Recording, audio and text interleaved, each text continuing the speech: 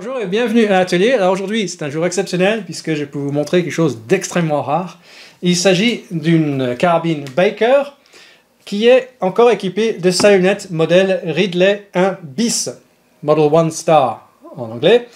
Et c'est extrêmement rare, pas aussi rare que le premier modèle qui lui fut uniquement testé à Waterloo. Donc je fais bien sûr référence à une scène particulière dans le film Napoléon de Ridley Scott, que j'admets, je n'ai pas encore vu.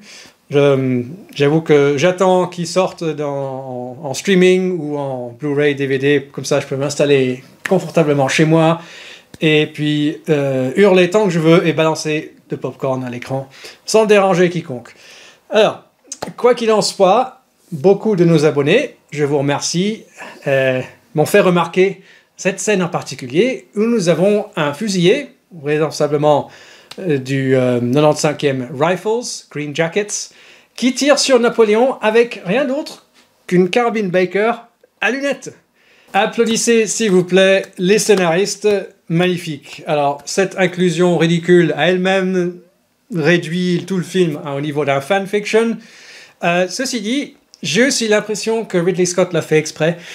Si on écoute l'excellent podcast Fighting on Film au sujet de Napoléon, donc ça parle avec des membres de l'équipe technique, des armuriers qui ont travaillé sur le film. Ils ont informé Ridley Scott que c'était vraiment n'importe quoi, mais il a insisté. Donc je pense qu'il a un peu fait exprès, un peu pour semer la polémique. Et s'il l'a fait, alors chapeau, il fallait oser. Alors, qu'est-ce qu'on voit? Manifestement, c'est une longue vue, une lorgnette. Donc, c'est utilisé avec l'oculaire très près de l'œil, comme ceci. Dans le film, on voit le fusilier, il l'a ici. Et comme ça, on a 5 mm, on voit absolument rien. De même, comme c'est une longue vue, nous avons aucune réticule. Donc, ou autre marquage quelconque dans le champ de vision, servant de point de repère. Donc tout ce qu'on fait, c'est qu'on agrandit.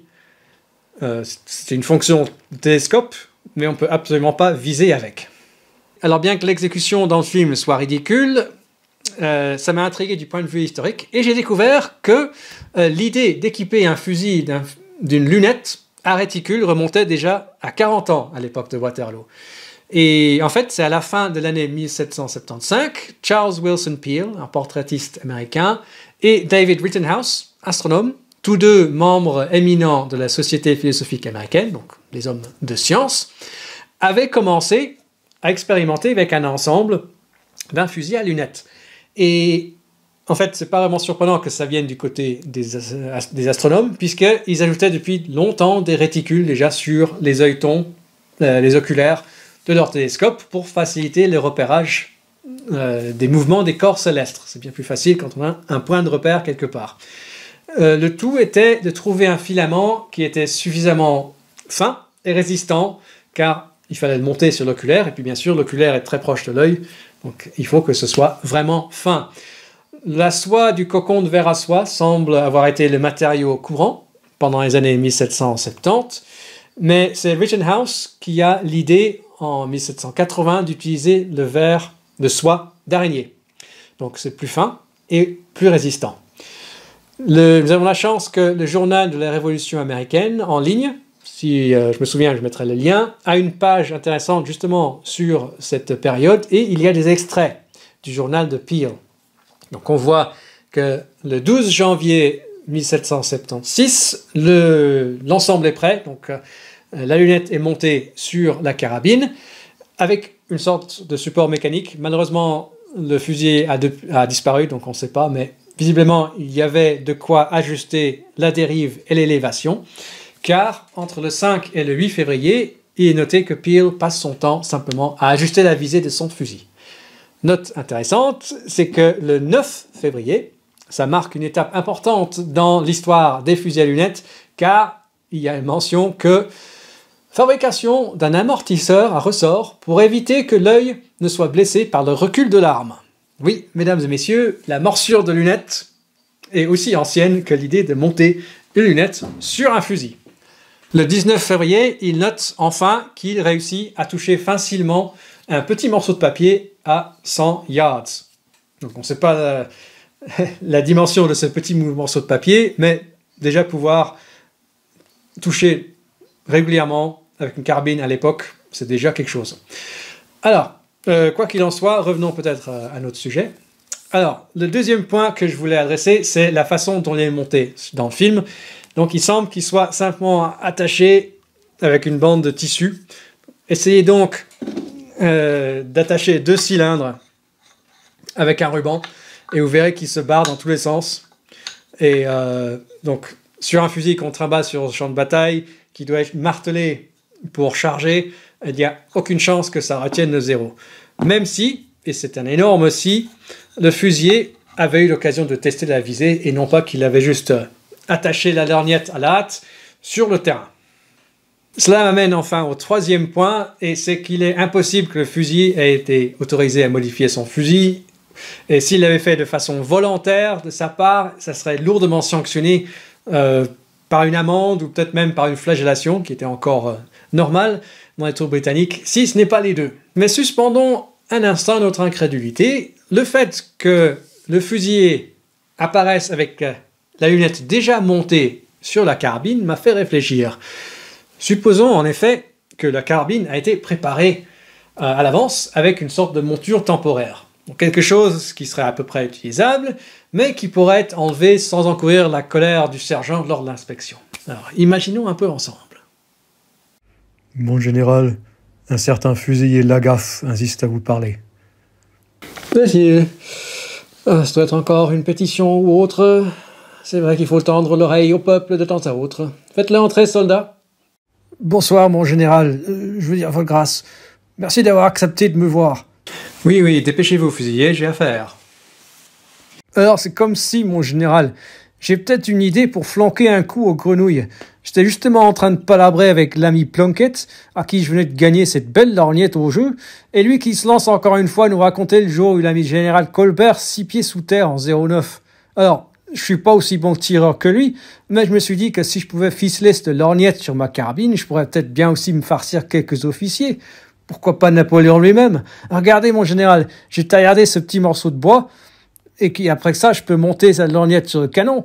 Et le paternel, lui qui est caresseur, m'a montré comment fondre un canasson pour faire une superbe colle. Alors, avec ça, je pourrais... Écoutez-moi, mon Dieu, vous divaguez, mon pauvre, écoutez-moi bien. Fusiller la gaffe, n'est-ce pas? Alors, descendre le général Colbert était bien sûr un coup exceptionnel, mais nous nous trouvions aussi dans une situation totalement désespérée. Mais ce n'est vraiment pas convenable, si j'ose dire, de cibler les officiers généraux ennemis. Il faut que la guerre reste civilisée, vous savez. Non, même si je salue votre ingénuité et votre zèle, fusilier, je ne peux vraiment pas le permettre. Vous pouvez disposer. Vous avez entendu ça, Oxbridge?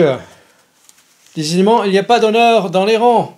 Dieu soit loué que ce soit l'aristocratie qui règne sur le peuple et pas l'inverse.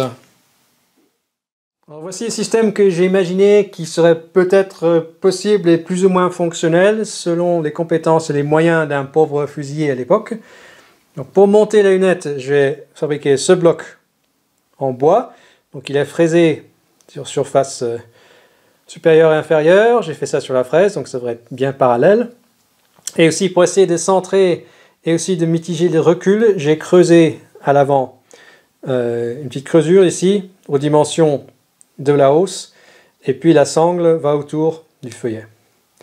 Donc c'est monté comme ceci,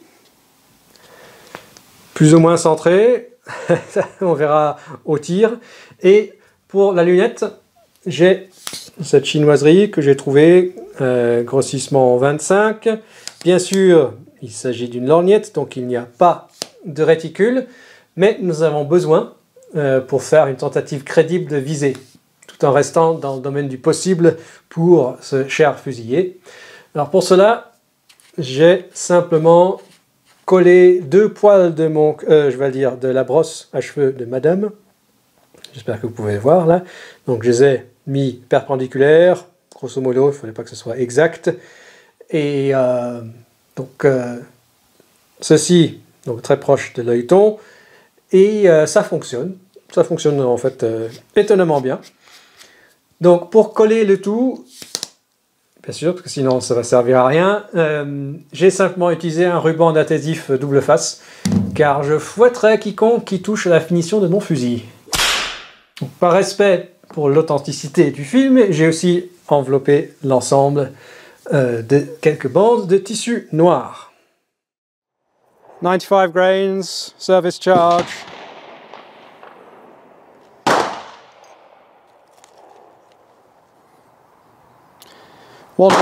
Wonderlube patch, 0.60 lead ball.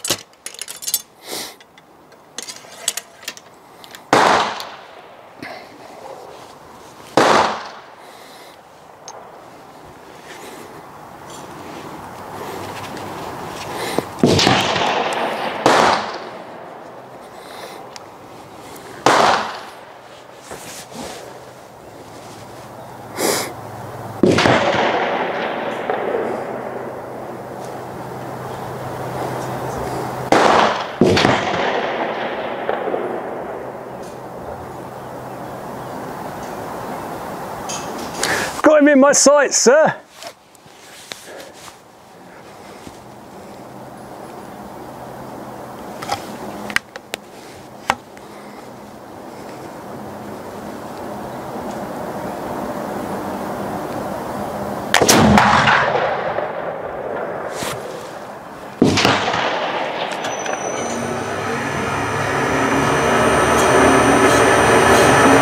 Oh! Escaped.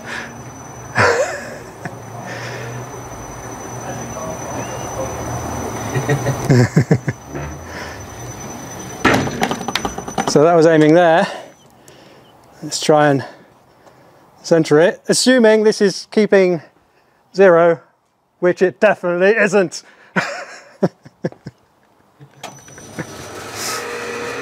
We'll keep going until we get him.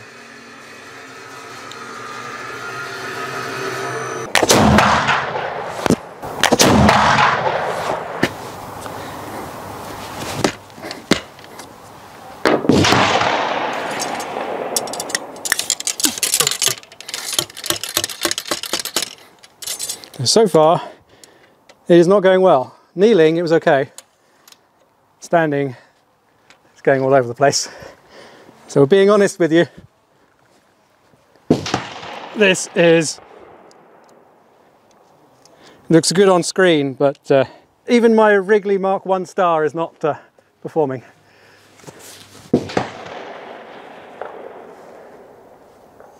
Focus again, there we go. This is another good feature.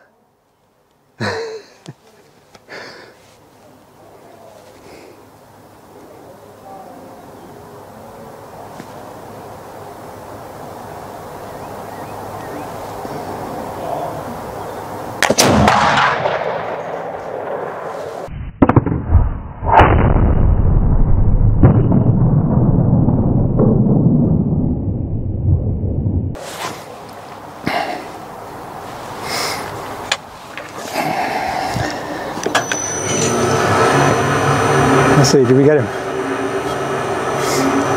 Oh! Flew past his ear. There you can see the spread of the shots all over the place. And I got more. I've got 7 more shots. We'll see. I'll get back to you when I hit him.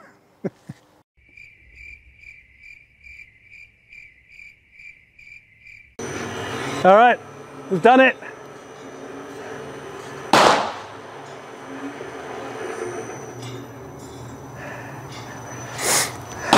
Right in the face. Now it has taken me 1, 2, 3, 4, 5, 6, 7. I think there's another 1 off. Well, actually I can count.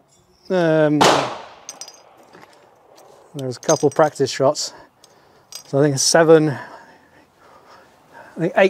eight rounds to put one on.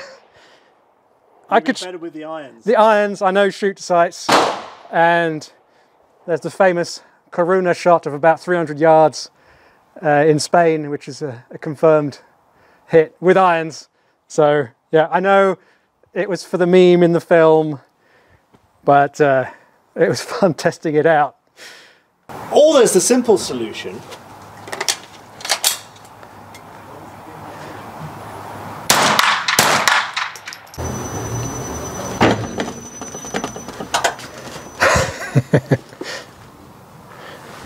Yes, but there is such a thing as class, you know. I don't have any. No worries there. Honnêtement, ça s'est passé mieux que je pensais, puisque dès le premier coup, j'étais déjà sur le carton. Donc ça m'a permis, avec quelques coups suivants, de déterminer plus ou moins le point de visée. C'est plus ou moins, puisque ça ne retient pas son zéro, évidemment. Et aussi, ce que ça m'a permis de déterminer, c'était que elle tire toujours bas. Donc ça, c'était pas vraiment surprenant, puisque les organes de visée sur le canon sont réglés pour être point de visée, point d'impact à 50 mètres avec la charge réglementaire, ce qu'elle fait très bien. Et bien sûr, là, j'ai rehaussé effectivement les organes de visée. Le bloc en bois, je l'ai fraisé sur la fraiseuse, donc les surfaces devraient être parallèles, donc parallèles à la surface du canon. Donc j'ai tout remonté. Donc bien sûr, si le canon pointe au milieu et que je rehausse, le point de visée est maintenant plus aligné avec le point noir, il faut que je remonte le canon pour que ce soit à nouveau au centre. Donc ça c'est resté constant. Mais ensuite, il y avait une plage de dérive énorme malgré ça. Et c'est pas surprenant parce que même si on fixe le corps du télescope ici, nous avons l'ensemble arrière qui se balade dans tous les sens. Donc on voit dans le film qu'ils ont essayé de mitiger ce problème avec une deuxième écharpe plus près de l'œilleton, mais ça change rien. Donc même si Fusilier Lagaffe avait eu l'opportunité de tirer quelques coups et puis que comme moi, il a enfin réussi à toucher sa cible et puis il se dit ok, maintenant c'est réglé, demain je peux tirer sur Bonaparte. C'est un coup sûr, je vais toucher, mais non, il n'y a aucune chance là. Voilà. Le coup suivant, ça peut aller n'importe où. Donc je pense qu'il n'y avait pas trop de risques pour Napoléon, selon le film en tout cas. Donc j'espère que c'était intéressant. Bien sûr, je savais de l'avance que ça n'allait pas marcher, mais c'était intéressant de tester et de voir un peu les limites du système. Par contre, la réticule, avec les cheveux de madame, a marché à merveille. Donc c'est suffisamment fin, surtout à 50 mètres, qu'on peut l'utiliser comme point de référence. Et ça, c'était très pratique. Et ça a résisté à toutes les intempéries et toutes les fois que ça m'a martelé les lunettes. Donc ça marche. Mais en termes d'utilité, pour un sniper de l'époque napoléonienne, c'est vraiment nul. En tout cas, je vous remercie pour votre attention. J'espère que vous avez appris quelque chose et peut-être que ça vous a fait rire. Et je vous remercie bien sûr pour votre soutien, quelle que soit votre plateforme de choix. Et on se reverra donc très prochainement ici ou peut-être au stand puisque le printemps approche.